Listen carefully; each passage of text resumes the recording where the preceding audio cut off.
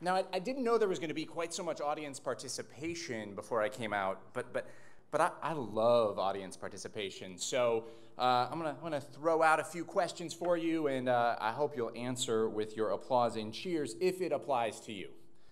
So this is my 4th National Conference for Media Reform, and I want to know who else out there has been to more than one National Conference for Media Reform. All right. Oh, feel free to make noise. We can't hear those raised hands. And how about if you're at your first National Conference for Media Reform? Can we hear from you? Oh. And just a little demographic research. How many media makers do we have out there? Or writers, filmmakers, musicians, artists? All right. What about community organizers? I know that's a dirty word now, but... All right, great, great. And what about the lobbyists? Lobbyists? No. All right, good to know, noted. Well, NCMR, it has been a couple years since we've gotten together. We last did it in 2008. There was hope and change and energy in the air. It felt like something big was about to happen, and it did. And we were pretty sure that all those smart people in Washington were going to deliver on all the promises they made, like taking a backseat to no one on all the issues we care about. But when you look at what's happened in the past few years, it's a little hard not to get a little bit discouraged. I mean, we've been fighting against runaway media consolidation, and we got Comcast NBC. And we fought for better journalism, and we got Glenn Beck's chalkboard. We fought for net neutrality.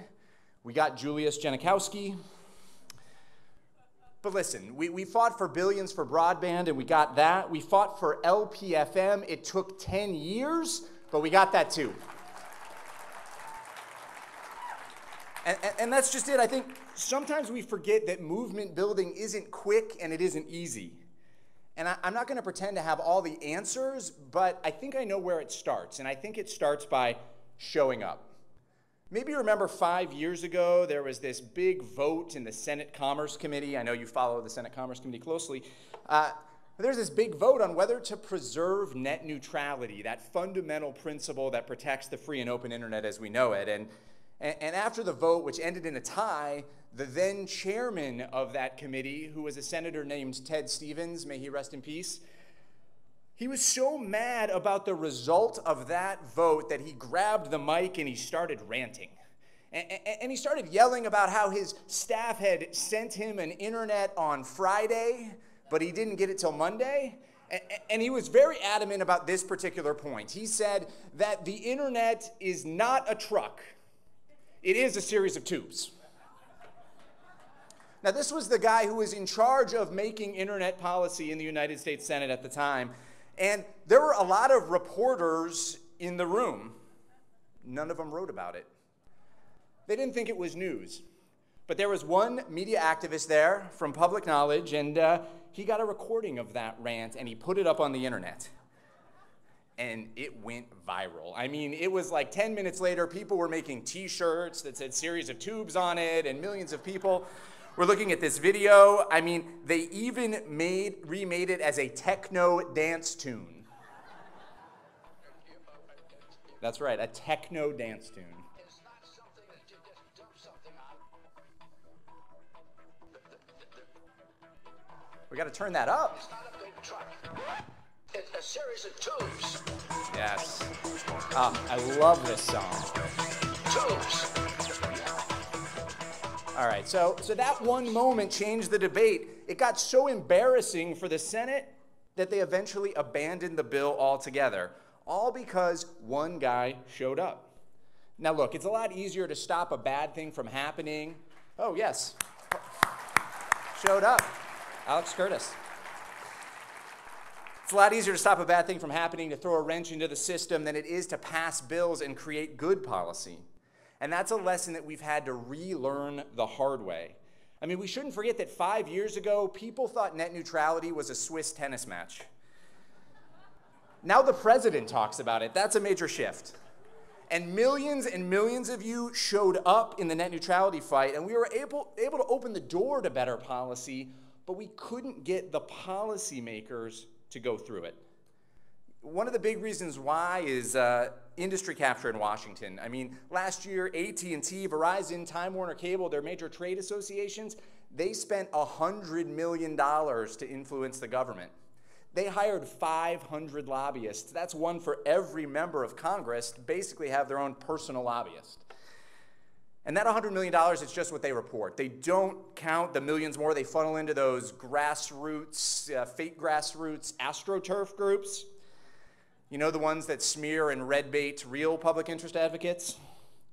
And it doesn't account for all the people that have left those key congressional committees and the FCC to cash in at these big companies. I mean, some of them were in this room with us 3 years ago, cheering us on, but now their business cards, they read Comcast and Verizon instead of FCC and US Congress. And in Washington, business as usual. Nobody's outraged, they're not even surprised. Don't get me wrong though, because we share the blame too. I mean, I think we underestimated how deeply corrupted Washington was. We underestimated how easily co-opted would-be allies could be by industry dollars.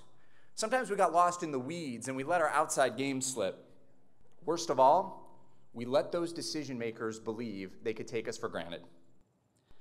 Van Jones said at this event just a couple of years back that we need to hold our leaders accountable. And by that he meant we need to embrace them accountable, not kick them accountable or punch them in the face accountable or spit at them accountable.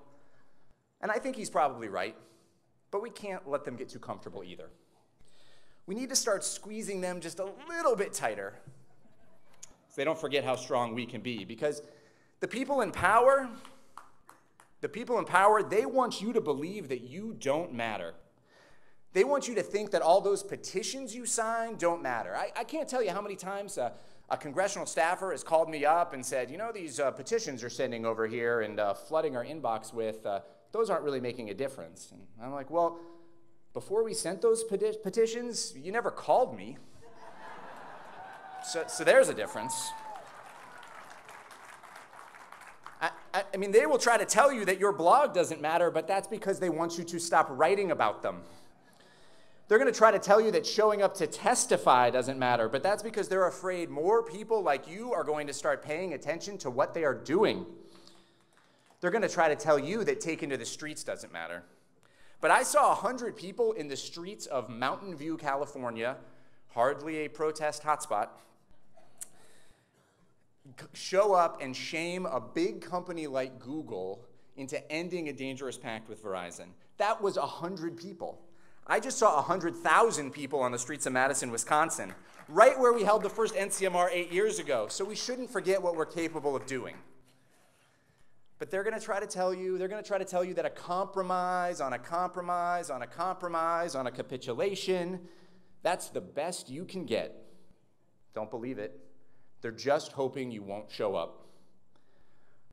I don't know about you, but I didn't get into this fight for fake net neutrality or some toothless merger conditions. I didn't get in this fight to be 22nd in the world in broadband or pay twice as much for my internet connection that's twice as slow as what you can get in Hong Kong or Japan or South Korea or France. And I know I did not get into this fight to settle for that paltry $1.50 we spend each year on public media per capita. It's not real change, it's spare change. I don't know about you, I got in this fight to win.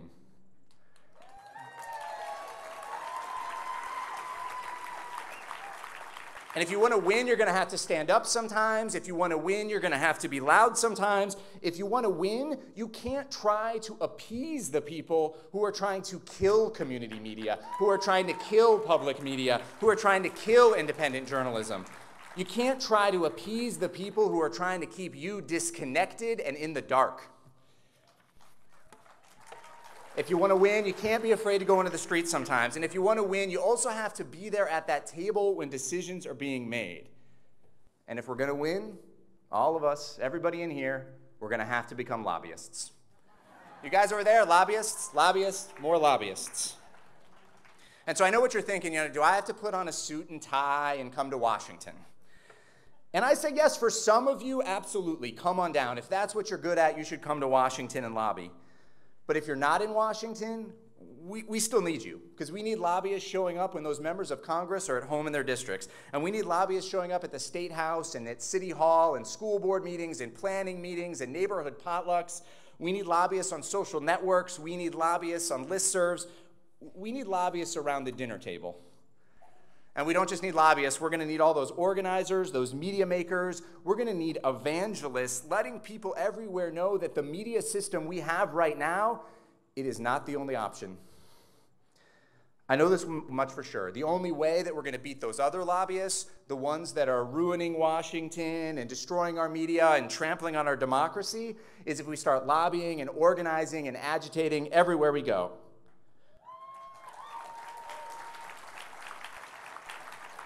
But when you start breaking through, when you start making a difference, somebody's going to come along and they're going to tell you it doesn't matter. They're going to tell you it wasn't good enough. They're going to tell you that nobody really cares. Please do not believe it for a second, because they're just hoping you won't show up.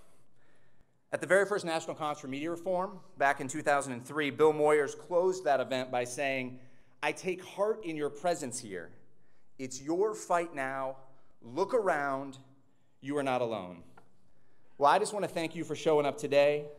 And as long as you keep showing up, we just might win. Let's have a great weekend.